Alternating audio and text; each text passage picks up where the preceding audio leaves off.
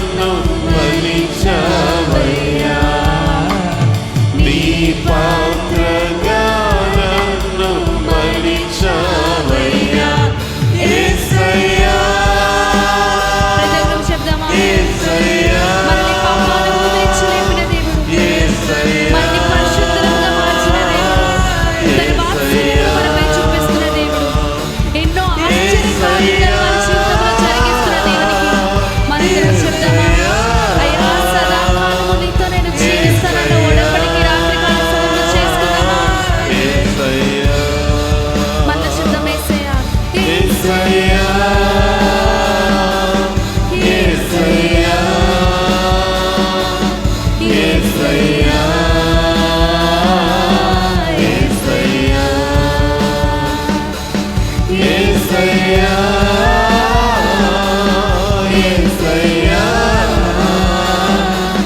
యేసయ్యా యేసయ్యా. శబ్దం సదాకాలం నీతో నేను జీవిస్తాను. కాలము నీతో నేను జీవించెదను యేసయ్యా. యేసయ్యా. ప్రతి ఒక్కరు చెప్దాం. సదాకాలము నీతో నేను జీవించెదను యేసయ్యా యేసయ్యా యేసయ్యా యేసయ్యా యేసయ్యా యేసయ్యా యేసయ్యా యేసయ్యా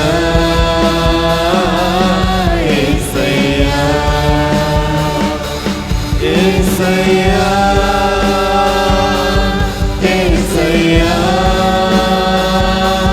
యేసయ్యా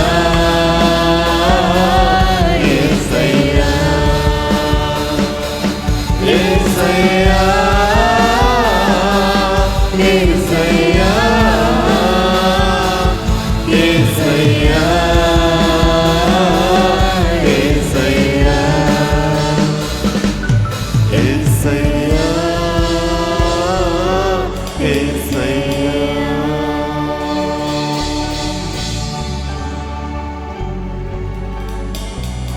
కృప కలిగిన తండ్రి గొప్ప దైవం వందనాలు చెల్లిస్తున్నాం ప్రభు. ఈ రాత్రి కాల సమయంలో నాయన ఆయా పాపాల ఊబిలో నుంచి మమ్మల్ని లేవనెత్తి నీ పాత్రలుగా మమ్మల్ని మలుచుకున్నాం. నీ వాత్సల్యముతో మమ్మలను నీ అమూల్యమైన ప్రణాళికలో నీ ప్రేమలో మమ్మల్ని భద్రపరుచుకున్నావు తండ్రి. అయా మేమేమై ఉన్నామో మీ యొక్క ఉన్నతమైన కృప మీరు మాకిచ్చిన భాగ్యమే తండ్రి. ఇటు అనుభవంలో మేము స్థిరపరచబడలాగున మీ వాక్యముతో మమ్మల్ని దర్శించండి, సంధించండి. మాలో ప్రతి వారిని మీకు ఇష్టమైన వారిగా మలిచి దీవించమని యేసు నామంలో అడిగి వేడుకుంటున్నాము తండ్రి. మనం నిలువడి ఉంటుండగానే ఈ రోజుకి దేవుడు మన కొరకు చక్కటి వాక్య భాగాన్ని